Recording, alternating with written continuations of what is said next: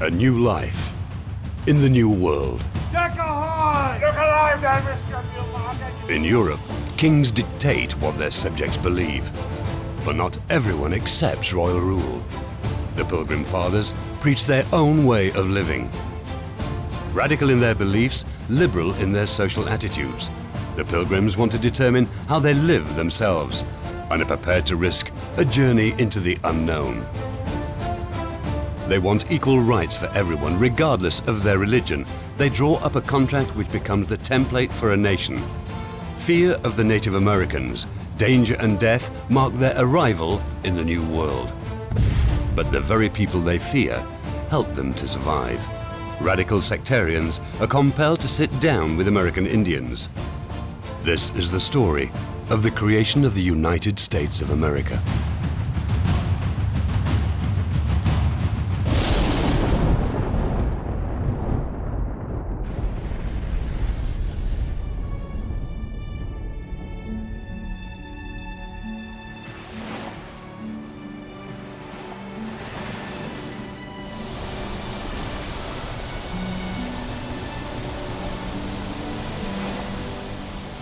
For many Americans, the origins of their country begin with the Mayflower. The Pilgrim Fathers have come to symbolize many American virtues. In July 1620, English separatists set sail from their temporary home in Holland. They are searching for a new home in the New World, somewhere they can live by their beliefs. A place their children and grandchildren can be raised and educated according to their faith and philosophies. One man becomes a prominent leader, William Bradford. He chronicles their adventures in his book Of Plymouth Plantation. It describes the first 30 years of life in the settlement, a life he was to significantly shape as governor of the colony.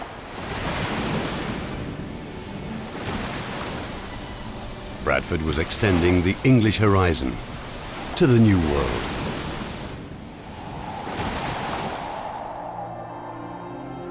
His success was not a foregone conclusion. Bradford was an orphan and had to fight for the place in history he enjoys today. But his prospects to succeed were probably greater living within this small group of Puritans, where the individual counts for more than the hierarchy. The agreement of all members in important matters is paramount to the Puritans. They want to live peacefully with each other. For them, serving the covenant God through free discussion and even decision-making, what they called the decision and the consent of the major part, that was their means of trying to understand the mind of Christ in any given situation. And once a vote or a common consent was reached, then that was the will of God. A decision arrived at by a vote and seen as God's will, an insult to every divinely ordained monarch.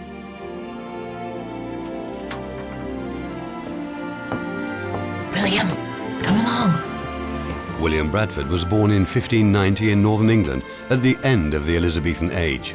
Orphaned as a boy, he finds comfort in a Puritan parish. He spends every spare minute studying the Bible translated by John Calvin, the famous Protestant reformer.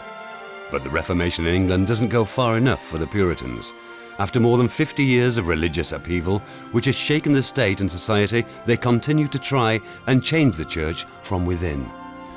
The Puritans in early 17th century England were not happy people. They had spent the better part of the last half of Queen Elizabeth's reign desperately trying to get Queen Elizabeth to legislate changes in the Anglican Church, in the Church of England, to make the church more reformed, to conform the church more to their idea of the kind of church it should be, devoid of a lot of the vestiges of the Roman Catholic faith, a lot of the ceremony, the vestments, the incense, all of those things, those trappings that they felt needed to go away, that were incompatible with Scripture. She was very reluctant to make any changes at all. They got nowhere with her. And so when James I comes to the throne in 1603, they're hoping that since he was raised in a Reformed Protestant church that he would be more sympathetic with the Puritan point of view. They thought. They went to see him, and he was very unresponsive. In fact, he basically told them, if you persist in trying to get me to change the church, I will harry you out of the land. And the harrying out of the land is what really happens to William Bradford and the people that he's close to. It was not only Bradford and his people. There were other people who also were harried. Some of them evidently died in jail. Some of them went to Holland. Some of them kind of disappeared off into the country. Open opposition to the Anglican state church borders on high treason. The monarchy responds with persecution, torture, and execution to try and force religious conformity. Bradford's parish in Scrooby gives up any hope of being able to change the church. Emigration seems the only option left to the separatists. Liberal Holland, which has freed itself from Spanish rule, seems to be the ideal place to realize their ideals. In 1608, parishioners around Bradford travelled to their new homeland. The charismatic Reverend John Robinson leads the group to the Dutch city of Leiden. Leiden is the right place for a new beginning. The city is flourishing. There are thousands of small businesses, and everyone is welcome who wants to work and will obey the laws. Religious refugees from all corners of the world flock to Holland, where a surprisingly tolerant climate for the times exists. Work, commerce, and profit are what counts here. Work shapes people's lives from sunrise to sunset. Reverend Robinson and his people take up residence in the narrow alleyways around Pieterskerk.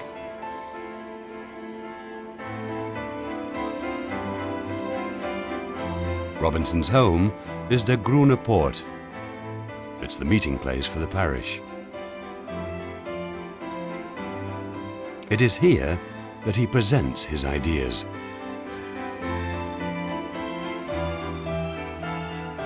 Robinson said in his justification of separation that there are really three forms of government in a covenanted church. They are first a monarchy with reference to God and Christ. That even was a threat to King James. And they were a aristocracy with reference to the eldership who ruled daily affairs of a congregation. And they were a democracy when it came to the whole people, and decisions had to be made ultimately by the whole people of God. That was what they called the popularizing tendency that was a threat to church and crown. It is also a primitive form of democracy. But the separatists have not given up hope of being able to change the Anglican Church. They print pamphlets and secretly ship them to England. King James is outraged and calls the Dutch ambassador. Under pressure, the authorities in Leiden imprison the authors, but they are soon freed as they have not broken Dutch law. Undeterred, the separatists continue to publish their beliefs. They believe they serve a higher cause and want to show England and the world their righteous way. You know, they were very self-assured, very cocky that they were the chosen people and had the right answer. And if you didn't agree with them, you were wrong. Look at Winthrop's very famous speech in 1630, where he says, "We are going to be a city upon a hill, and the eyes of the world are upon us. You know, we've had to leave England because it's so corrupt, and we're going to form our own experiment here. And just by example, we're going to be so great and so wonderful that everyone else is going to want to be like us." So I'm not convinced these people would be very palatable to us today. The members of the Leiden parish continue to view themselves as Englishmen in exile. But the liberal Dutch attitudes, which first drew them to Holland, now begin to repel them. Their children are under no circumstances to become Dutch freethinkers. The idea to find a new home slowly begins to take shape among some of the parish. Bradford, who is now married, is one of them. Robinson senses that alienating themselves from life in Leiden could be a dangerous move.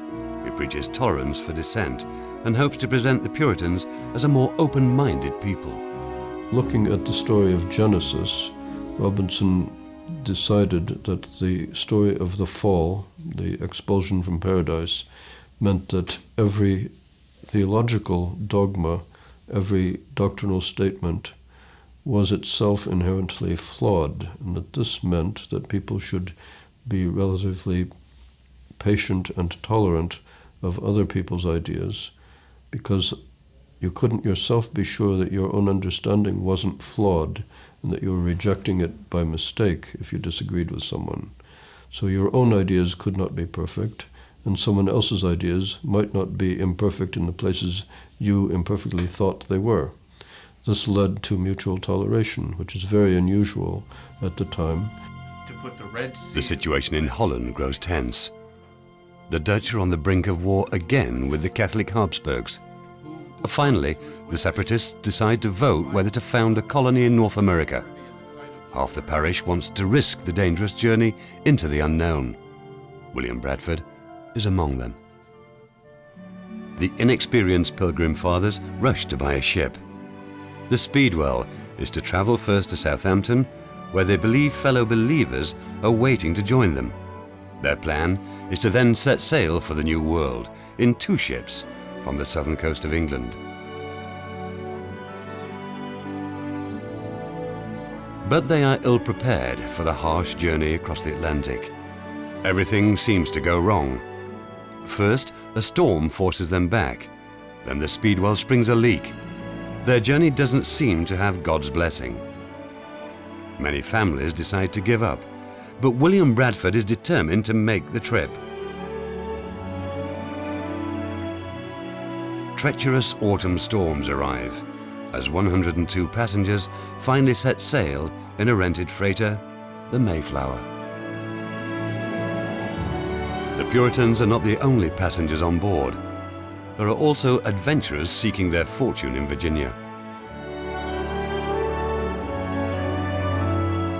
The Pilgrims call themselves saints and the rest of the passengers strangers. But they realize that they all need to get along if the new beginning is going to succeed. John Robinson urgently calls upon his followers to exercise tolerance and respect for others.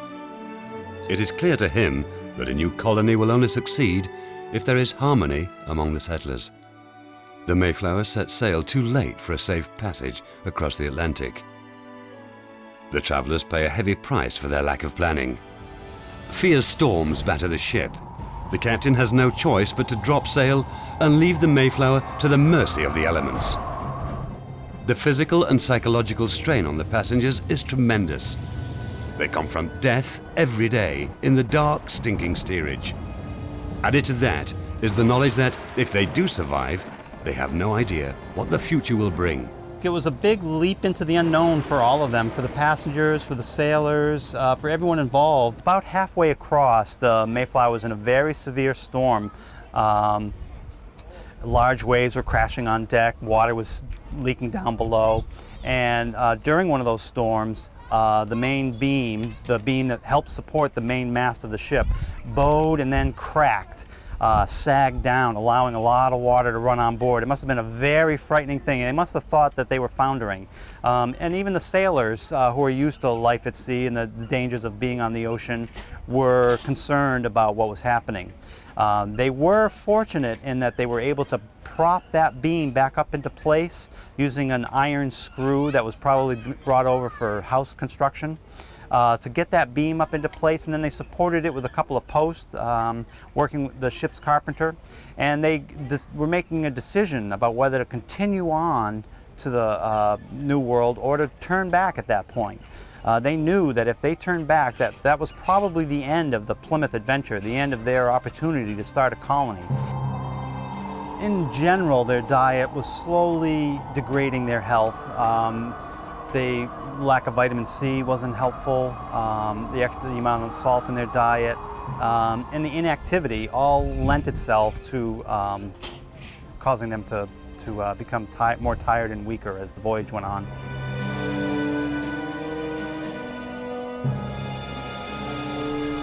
Many of the sailors probably hadn't been over to this side of the world before, really didn't know what to expect. We often related to going off into outer space. It's a completely unknown alien world that all these people were traveling into.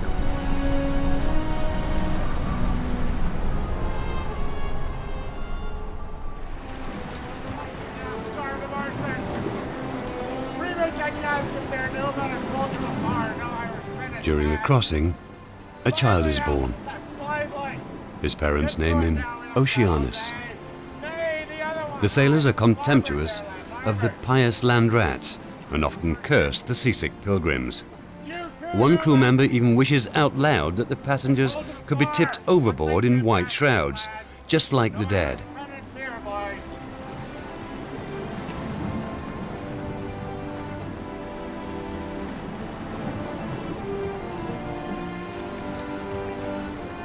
When this bitter crewman himself dies just days later, the Pilgrim Fathers see it as a divine message.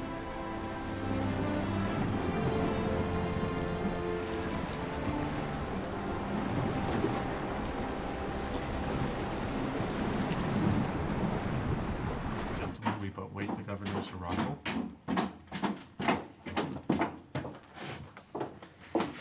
Gentlemen, prepare your hearts for the divine service. The Mayflower's destination is the north coast of America, where the English hold some sway. They hope to settle in the Hudson River Valley, the area which is now known as New York.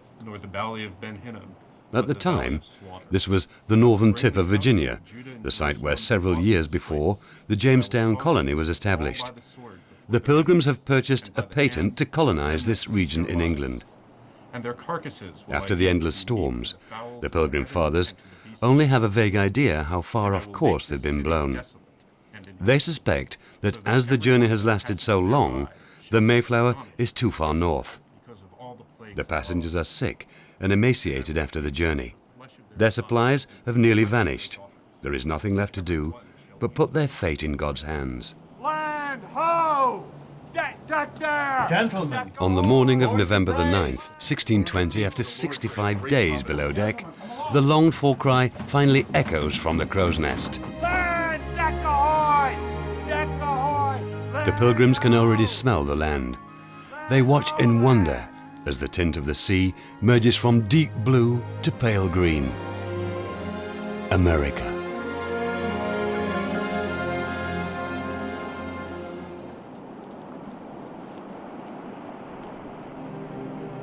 A quick glance at the coastline tells the captain that this must be Cape Cod, a bay well known to many English fishermen. The captain realizes they have drifted hundreds of miles too far north. He steers back and begins the journey south along the coast, only to turn back again. It can be fatal at this time of year to try and sail through the reefs off the Cape. The ship finally lowers anchor at the tip of the bay. Some said in the Mayflower, when it reached Provincetown, since we are not in New York, since we are not in the Hudson River Valley or area, turn the boat around and go home. And others said, since we are not where we were bargained to be, we will do as we please when we get ashore. And that's when they sat down in the cabin of the Mayflower and drew up the compact so that everything they did was an extension of that basic covenantal idea of freedom. You agree to do something, I agree to do something, ultimately hope that it would all serve God that way, and therefore it became a part of their modus operandi. Gentlemen, we are here. No matter where we are supposed to be, this is where we have landed. We must sign to make ourselves one. Will you sign, gentlemen? Will you sign to make us a company? Aye, I will sign. I will sign. I'll sign. Mr. Bradford, will you sign? I will sign. This was the Pilgrims' way to achieve unity. Democracy and equal rights for all are a new phenomenon in an age when monarchs rule and rights are allocated according to social status. Here in the New World, the settlers set their own terms.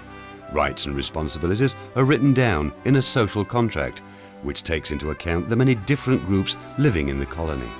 Puritans wanted to have everything written down. You know, we talk about the English Constitution, which doesn't really come into existence in a written form until the late 17th century. Well, the Puritans were writing rules down because they wanted to know what was expected of them. They were very legalistic. Everything needed to be written down, including their system of government. How would elections take place? Who would have the right to vote? What would be the conditions of the voting rights of the individuals? How are the laws going to be formed? And what are expected in terms of people to their laws and the government to the people? So that's what made this first document such a critical thing. It was such an important thing. It was a constitution, very primitive, but nevertheless the first constitution in American history. The compact is just a seedling on the way to full constitutional democracy, but it was the ground out of which seeds could grow, that people could order themselves freely in a freely democratic way, and that the majority would rule. Those principles continue to linger strongly. When everyone has signed, Bradford is sent to explore the coastline with an armed party of men. The water is so shallow that the Mayflower has to anchor a long way from shore. They reach land in a small sloop and wade the last few yards through freezing surf. It is November the 15th, 1620. Winter has already arrived. Bradford later writes, "We fell on our knees and gave praise to God, who has led us over a mighty and angry ocean and freed us from all dangers and want."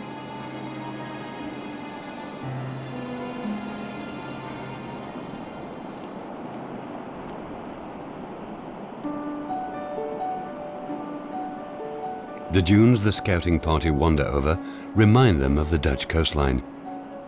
They find the remains of a shipwreck washed ashore years before.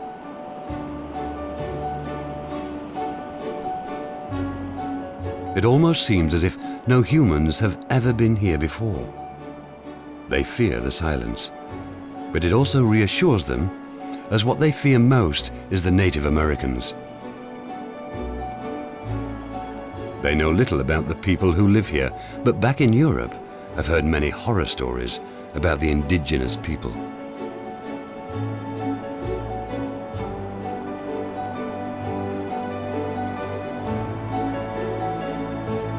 Here in the sand, they find traces of human life.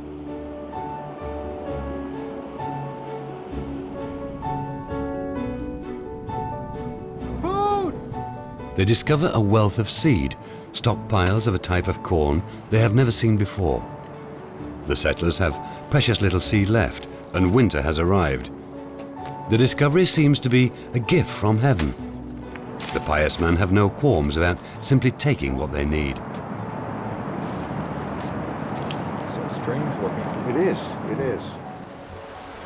As they were coming from their landing place and up the coast, they went into the storage areas.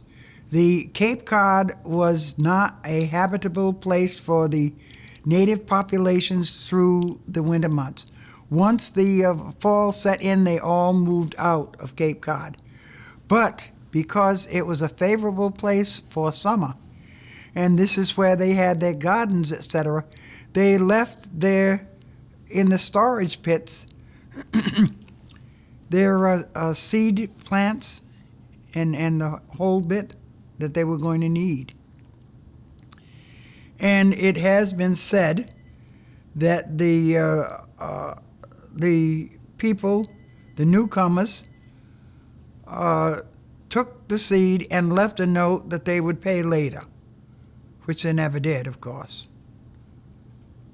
And so the Indians, we have a laugh about that, said they were lying from the beginning. The Pilgrim Fathers continue to search for a suitable area to establish their colony. They need arable farmland, which is easy to defend, and ships must be able to anchor off the coast. The men wander the tidal flats as they search. Life is very hard. The damp penetrates everything. The bitter winter nights are freezing. Some never recover from the ordeal. A fire to keep warm is out of the question, so great is their fear that the Native Americans might see them. Suspicious noises and eerie shadows surround them. Never cares! Empty your arms!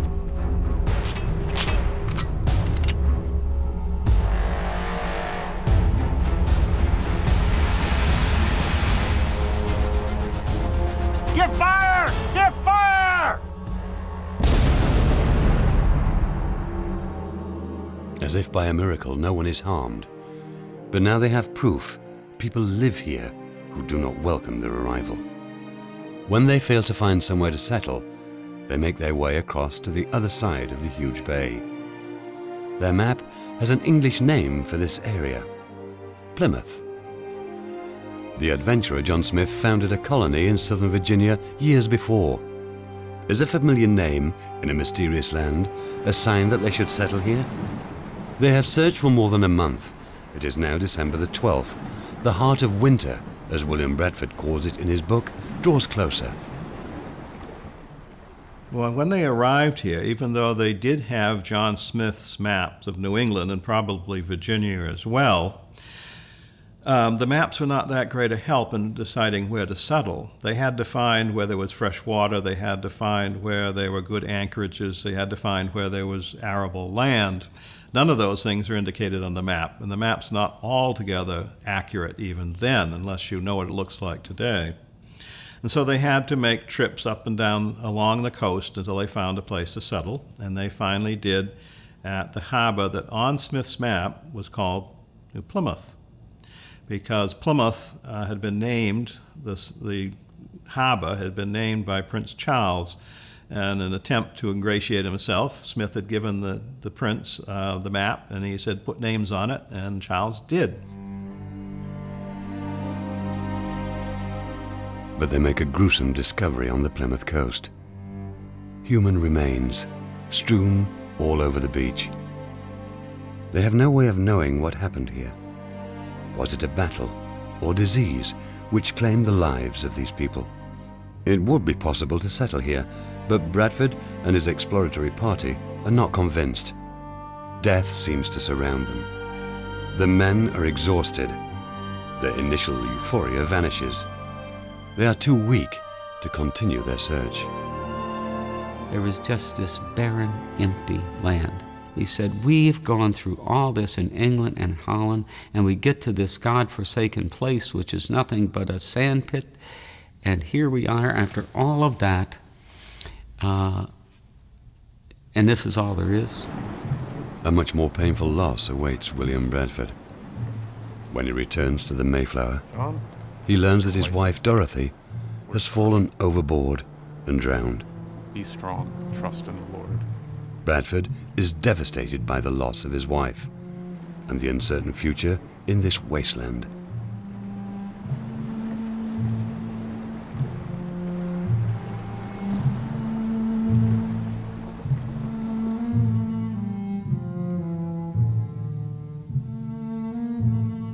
But he clings to his faith.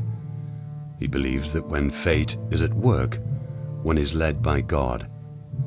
This test must have a deeper meaning. After an arduous journey, after persecutions in England, there are some who theorize that Dorothy may have jumped overboard, that she may have committed suicide. There are some theorize that, based on the fact that Bradford is absolutely silent about anything but that she died. On December the 21st, 1620, the first group of settlers finally land on the frozen Plymouth beach. The Mayflower is a hotbed of fever. Men, women, and children have died on board.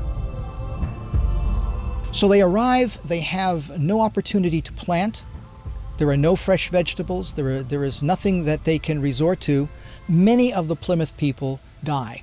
Their level of nutrition falls away. They suffer from vitamin deficiencies. Scurvy is a problem. Vitamin D deficiency is a problem.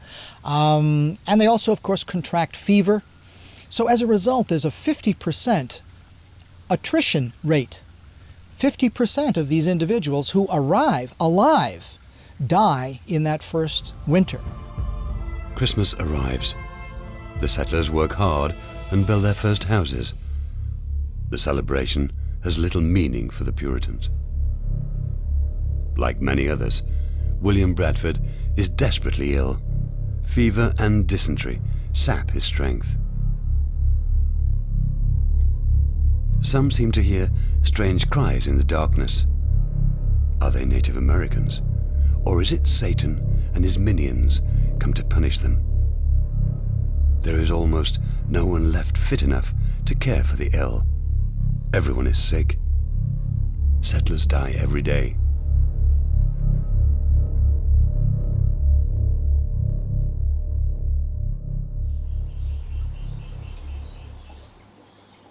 On top of everything, they live in constant fear of the indigenous people living here.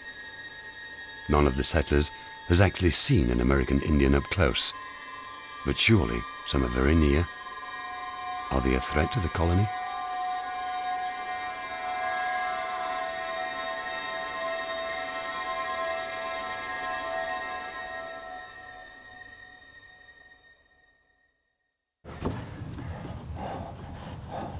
What kind of people are they?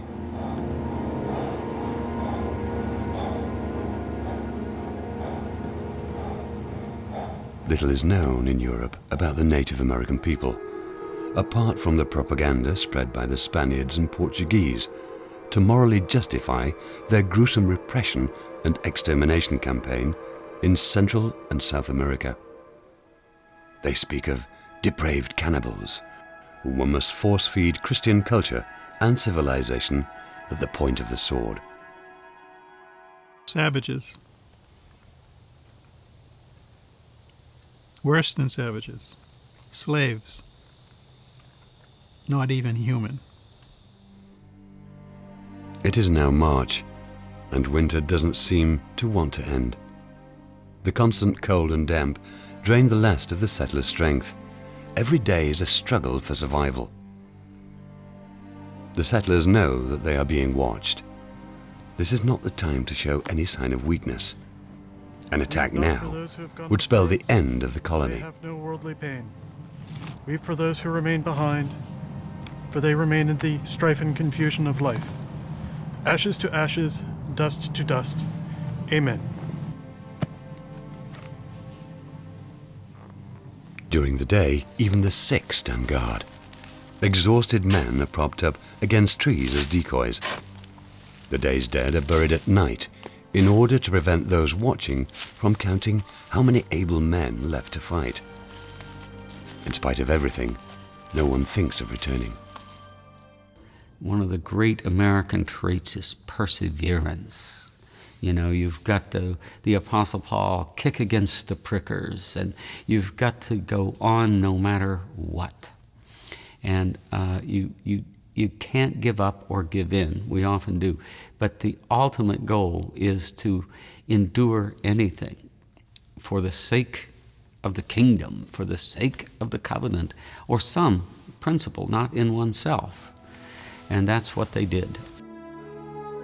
The first warmth of spring in 1621 fills the settlers with hope. Perhaps the worst is behind them. Now they have only one fear left: the Native Americans. Will they tolerate new arrivals in their homeland? Carver, Bradford, and the others finally settle in an abandoned Patuxet Indian village.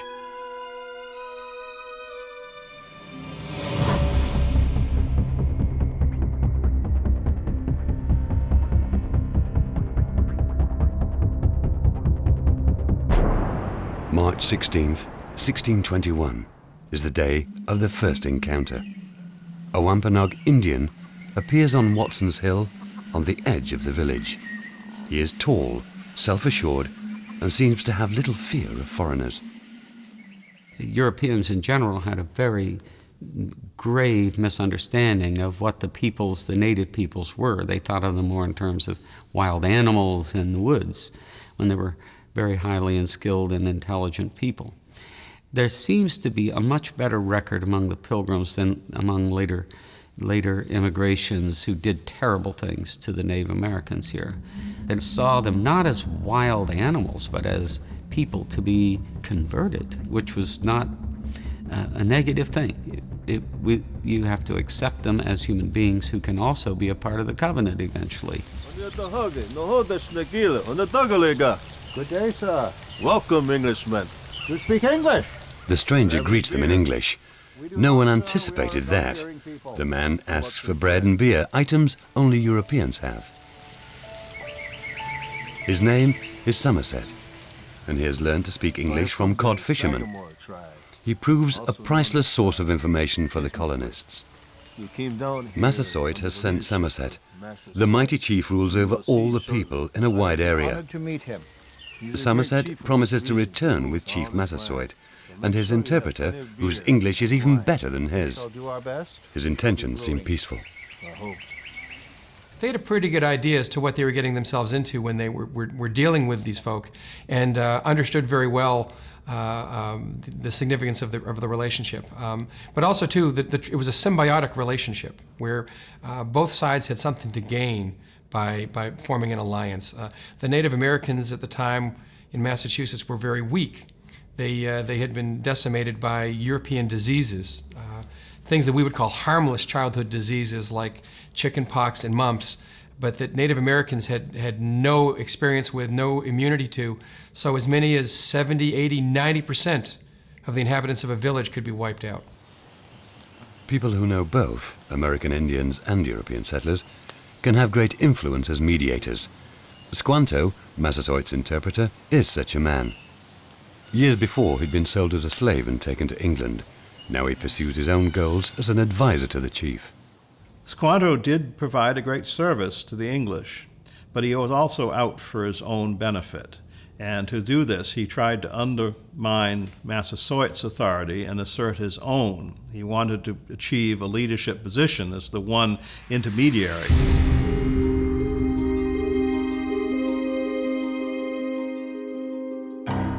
"5 days after Somerset's first visit, he returns to the English village with Squanto and the great Massasoit.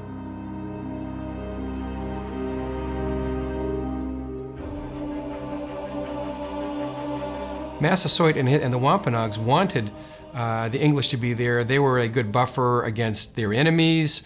They had all this really cool high-tech stuff like, would you rather chop down a tree with a stone axe or a steel axe? It's a reciprocal relationship that I think both sides understood quite well.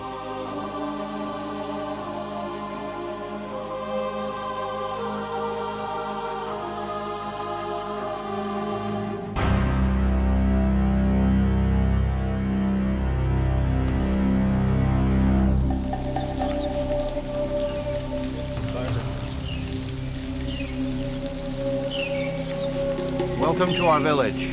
This is my chief, Massachusetts. Take it on here. Welcome. Please, come in.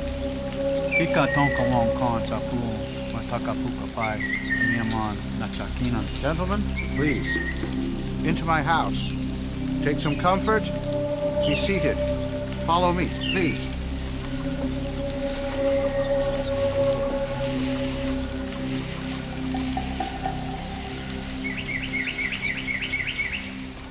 One of the most important adjustments, shall we say, that they were able to make was that they were able to strike on somewhat uneasy peace, which lasted for quite a while with the Wampanoag people.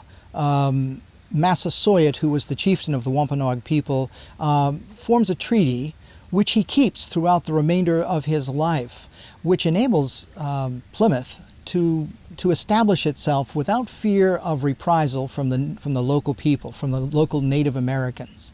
And as a result of that, they were able to focus more on settlement, clearing the land, getting their crops in, survival.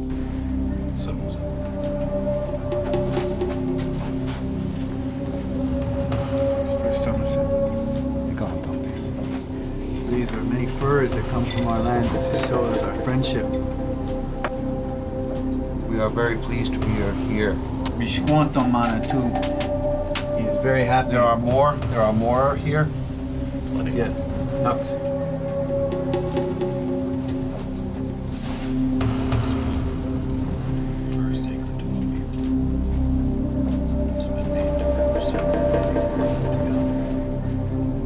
We will honor this treaty, and we will keep it sacred to our people also.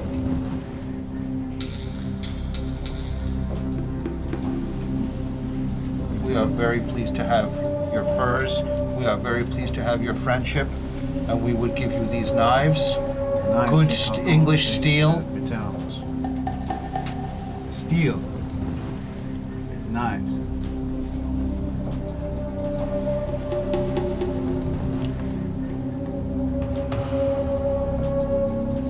However, what we do is we seal our friendship with a pipe, 4 directions. Solomon Isle, Wampum Isle, Wampum. Massasoit has carefully considered his response to the settlers' arrival for a long time. He has spent months in the swamps with his priests to establish contact with the spirits, hoping for inspiration about what best to do for the good of his people. Some of Massasoit's advisors demand the expulsion of the English. Given their superior strength, it would not be difficult. But Squanto, who knows the English better than most, exerts a great influence. He explicitly warns Massasoit about the European superior weapons. Squanto hopes to secure and strengthen his standing. He leads Massachussetts to believe that the men from across the ocean have their deadly diseases stored in barrels and can release them at will in order to destroy the Wampanoag. It is a brazen lie intended to push Massasoit towards a peace treaty and consolidate Squanto's position. The treaty was basically one of mutual understanding and respect. It was a little heavily weighed towards the English, but then the English were making it. And we're not sure exactly what the native people who didn't have a written language understood about what had been agreed, but whatever it was, it worked. It worked for many years. It worked as long as everybody basically respected and left each side to do as they wanted. Shortly after the conclusion of the treaty, Governor Carver dies unexpectedly. The fledgling colony needs a strong successor in these testing first months, when simply surviving is the priority. William Bradford is selected. After initially hesitating, he accepts. It is to become the greatest challenge of his life. The peace treaty allays the colonists' fears and Plymouth prospers. The Pilgrim Fathers are able to establish themselves in the New World. The Wampanoag teach them how to cultivate the native plants. The seed they stole from Cape Cod flourishes here. The seed they brought from Europe flounders. The Wampanoag also teach them how to live in harmony with the rhythm of the seasons. They show them what nature has in store for them in the spring, the summer, and the fall. Massasoit and the Native Americans with him helped the colonists with providing them food. And in many cases, showing them, for example, showing them how to plant Indian corn. And it is the wonder crop, that helps the world eat today. And if it hadn't been for Native Americans showing the Pilgrims how to grow that, they probably wouldn't have survived more than a year or two. The good relationship between colonists and Native Americans lasts for more than 50 years and is one of the reasons for the success of the English settlement in North America.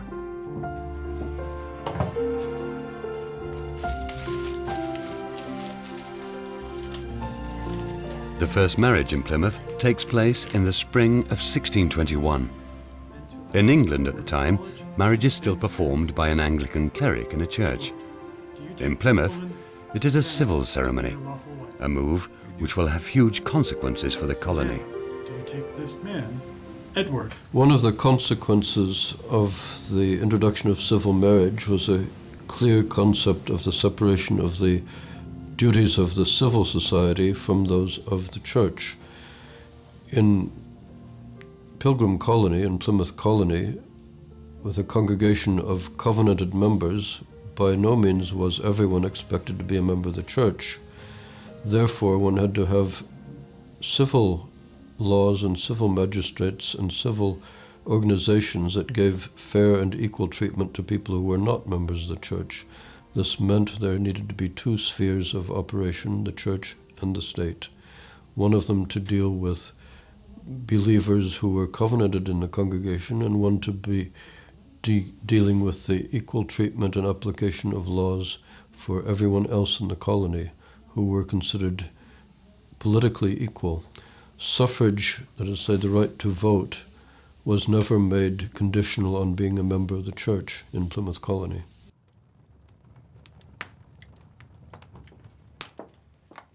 The first fall in Plymouth. Colonists harvest enough food to see them through winter and the coming year. The harvest festival approaches. Massachusetts and 90 of his men are present at this first Thanksgiving on American soil. They bring 5 deer as a gift. The celebration lasts for 3 days.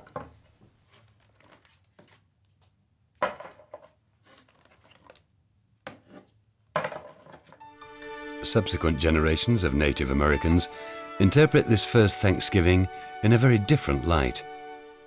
It is no reason to celebrate. It's worse than a story. It's a lie. It's worse than a myth. It's a lie. There is nothing in the Thanksgiving story that you have heard and all of America has heard that is sanctified or celebrated by Native people.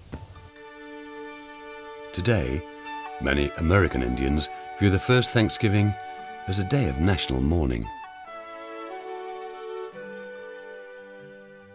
At the same time, I think they felt it very important that they would include the Native Americans in the area, because even though they may not understand, even though the Native Americans might not understand the Calvinist theology behind the idea of thanking their God, they wanted to also, of course, reaffirm the friendship that had been established at this point in time. And we often say, well, would the natives really have been invited into this European Calvinist kind of environment? And the answer is yes, they were. It is the ultimate American holiday, a fact that would be astonishing to William Bradford. After he was voted in as governor, William Bradford, the orphan from England, helped shape the success of the Plymouth colony for the rest of his life. He rules with foresight and a firm hand. But it was mainly due to the help of the Native Americans that the colony survives. Massachusetts could not have known that this handful of colonists would be followed by thousands upon thousands of land-hungry settlers who would bring this giant continent under their control. A few years after the deaths of Bradford and Massachusetts, war breaks out in New England between the European settlers and the Native Americans.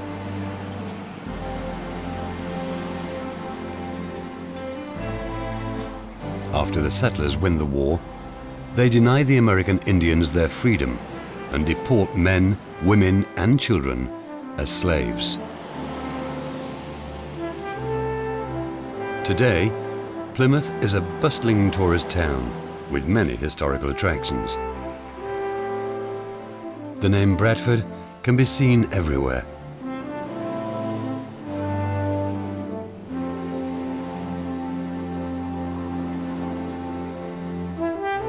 The graves of the first settlers lay here on Burial Hill, the colony's oldest graveyard. The Pilgrim Fathers accepted attitudes other than their own, a groundbreaking development for the time, and founded their colony on the basis of democratic consensus. The Puritans felt that they had been chosen by God. At the same time, they lay the foundation for a society dedicated to freedom, equality, and justice for all, even if the reality often looks very different. Today, religion is a private and personal matter in the United States, perhaps because it has such an enormous political significance. They create something new. And what is new is that America, you know, this bold experiment that is still playing out to this day. The Mayflower has become a symbol. It has become a part of our social consciousness. There's a Plymouth in every town in every state in the country. What they're doing is saying, this is now their land, not yours anymore. You have to speak their language. You have to obey their laws. That was the story of the conquest of America. Religious dedication to such a degree that they are willing to take this trip and place themselves on a foreign shore and risk their lives for the sake of what they believe. I wish I had lived back there, only to warn people of what was to come. We're in Bradford's garden, and sometimes when I leave the church at night and lock up, I think I still see him sneaking through the town to see if we're doing well by his legacy.